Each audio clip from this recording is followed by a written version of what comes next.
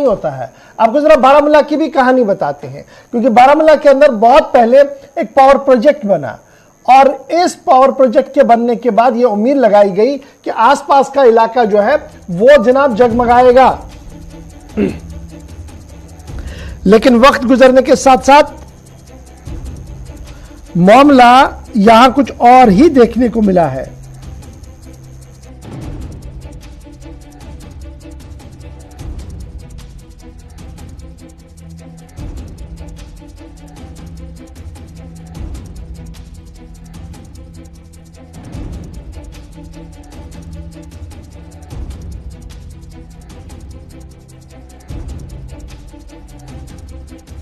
मामला जरूर लिए चलेंगे, लेकिन फिलहाल आपको बताते हैं कि अस्पतालों की भी सूरत हाल क्या कुछ है, क्योंकि अस्पतालों के अंदर काम करने वाले मुलाजमीन भी परेशान हैं, और स्पेशली वो मुलाजमीन जो हॉस्पिटल डेवलपमेंट फंड के तहत लगाए जाते हैं और पिछले कई सालों से 24/7 भी काम करते हैं,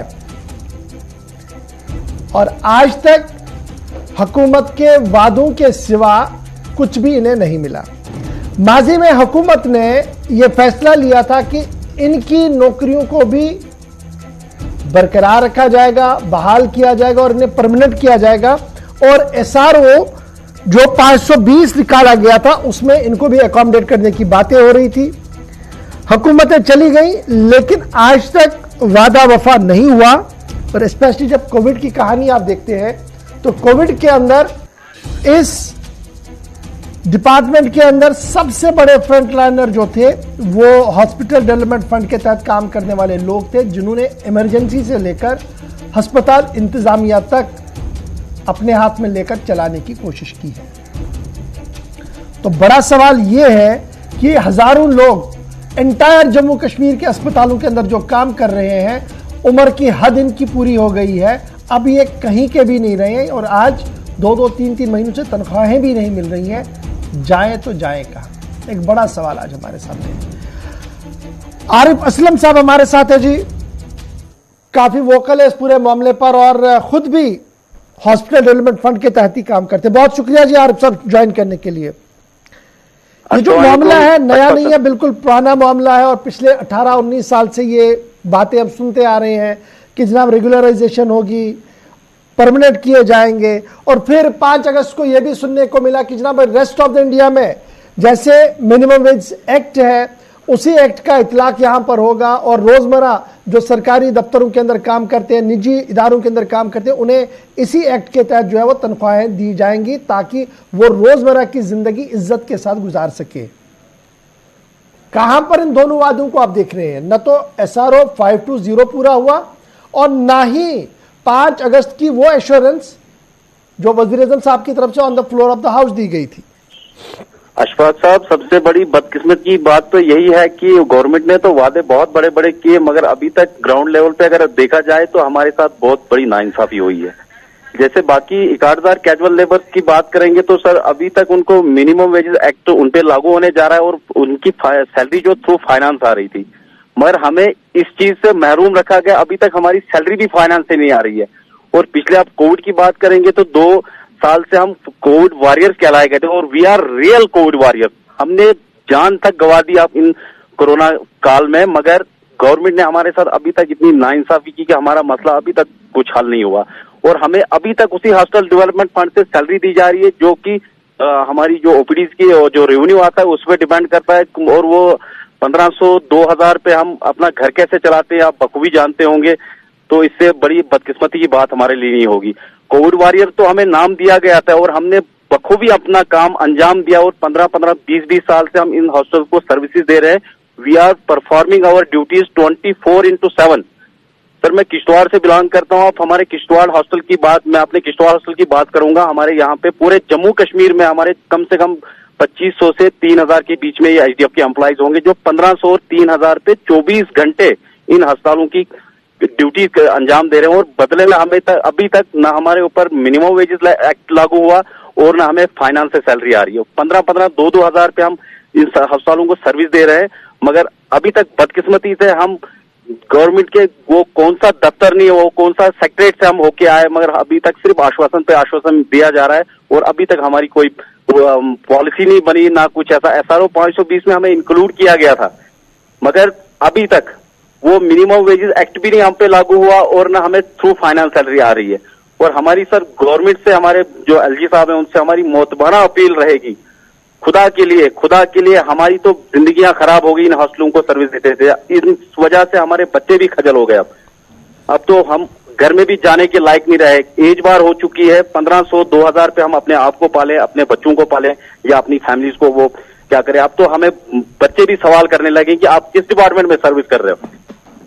आरिफ, बड़ा इंपॉर्टेंट ये है जिस तरीके से आप बता रहे हैं कि सूरत हाल क्या कुछ है, लेकिन जब बड़े कैनवस पर इसको देखें तो हॉस्पिटल डेवलपमेंट फंड में से कोई मुलाजमत है ही नहीं, लेकिन फिर भी एक कोशिश उस वक्त की सरकारों की तरफ से शायद की गई हो कि चलिए किसी का रोजगार चले। लेकिन अब की बार क्या सरकार की तरफ से कोई नेगोशिएशन हो रही है? क्या डिपार्टमेंट ऑफ हेल्थ के जो बड़े अफसर है उनका कोई यकीन ध्यान है कि आने वाले फाइनेंशियल ईयर में कोई बड़ा फैसला जी हम कर लेंगे? बिल्कुल सर, मैं ये पहले एक बात अशफाक साहब एक क्लियर करना चाहूंगा। ये जो हॉस्पिटल डेवलपमेंट फंड, हम अच्छी तरह से जानते थे कि हॉस्पिटल डेवलपमेंट फंड जो है ये हॉस्पिटल की सैनिटाइजेशन और क्लीनिंग के लिए पैसा यूज होना था, मगर due to shortage of staff हमें एंगेज किया गया और हमें पूरी सर्विसेज ली गई। मैं खुद फार्मासिस्ट हूँ, मैं अपने किश्तवाड़ की बात करूंगा। हमारे हॉस्पिटल में 40 एम्प्लॉय हैं और उनमें से हमारे 14 वो हैं जो इमरजेंसी को चलाते हैं, जो emergency backbone of the hostel होती है, उस इमरजेंसी को चलाते हैं। हमारे साथ कोई परमानेंट एक एम्प्लॉय होता है, हमारे साथ एक NO साथ में होता है और हम अपनी सर्विस वहां पे अंजाम देते हैं। और हमारे हॉस्टल में टोटल 17 स्वीपर्स हैं, 17 में से 2 परमानेंट हैं और 15 उसमें से HDF हैं जो इस हॉस्टल को साफ करने में 24 घंटे वो अपना ताउन देते हैं। मगर गवर्नमेंट को भी सोचना चाहिए, अगर हमारी एज बार हो चुकी है, हमने इन हॉस्टलों को सर्विस दी है, तो आज गवर्नमेंट बोलती है कि आप इलीगल तरीके से लगाए गए हो या बाकी चीजें। सर मैं एक बात क्लियर करना चाहूंगा, जो बाकी हमारे 61,000 कैजुअल लेबर थी, मैं किसी के बारे में गलत नहीं बोलना चाहूंगा, मगर उनके लिए कौन सी रिक्रूटमेंट हुई थी, अगर वो उसमें लगे थे, अगर हमारी भी सर्विस यूटिलाइज की गई इन हॉस्टलों में, क्योंकि उस वक्त शॉर्टेज ऑफ स्टाफ थी तो हमें एंगेज किया गया, तो हमने कौन सा जुर्म किया था? हमें ये चीज पता नहीं थी उस टाइम। इन चीजों की वजह से हमारे कई बहनों के उन लोगों ने देखा होगा कि हॉस्टल में मुलाजमत कर रहे हैं, उन बहनों के रिश्ते टूट गए। हमारे कुछ मुलाजिम एक्सीडेंट्स की वजह से मारे गए, ड्यू टू कोविड की वजह से मारे गए। अपनी ड्यूटी अंजाम देते देते उन्होंने जाने दे दी। अब उनके बाल बच्चे कहाँ जाएंगे? ना कोई SRO उनके लिए है, ना बाकी चीजें हैं। तो मैं LG साहब से सिर्फ हम एक रिक्वेस्ट कर रहे हैं कि जैसे बाकी लोगों पे मिनिमम वेजेस एक्ट लागू होने जा रहा है, खुदा के लिए हम लोगों के पे ऊपर भी वो मिनिमम वेज एक्ट लागू होना चाहिए और हमें थ्रू फाइनेंस सैलरी आनी चाहिए, ताकि हमारा ये एक मसला जो बहुत ही बड़ा मसला है, क्योंकि अब हमारी जिंदगियां चली गई हैं हॉस्टलों के पीछे। 15-15, 20-20 साल से हम हॉस्टलों को सर्विसेज दे रहे हैं। एज बार भी हो चुकी है, तो अब हम लोग भी चाहते हैं कि गवर्नर इंतजामिया जो हमारे लिए कुछ ऐसा कदम उठाए कि हम भी अपनी जिंदगी और अपने बच्चों का जो हम उनकी देखभाल कर सके, उनको भी 2 वक्त की रोटी दे सके। बहुत बहुत शुक्रिया जी आसिफ असलम हमारे साथ ज्वाइन करने के लिए। हॉस्पिटल डेवलपमेंट फंड का मामला, जहां पर मुलाजमीन को नौकरियां तो फराहम की गई, लेकिन ये नौकरी होगी कितनी? 1500 से 3000, 4000 के आसपास उनकी तनख्वाह है, और आज के दिन में 1500 से 4000 के बीच किस तरीके से घर चलता होगा, एक बड़ा सवाल है। और क्या वाकई तौर पर इनकी खिदमात को इस्तेमाल किया जाएगा, नहीं किया जाएगा, अभी भी तजब्जुब है इस पूरे मामले पर।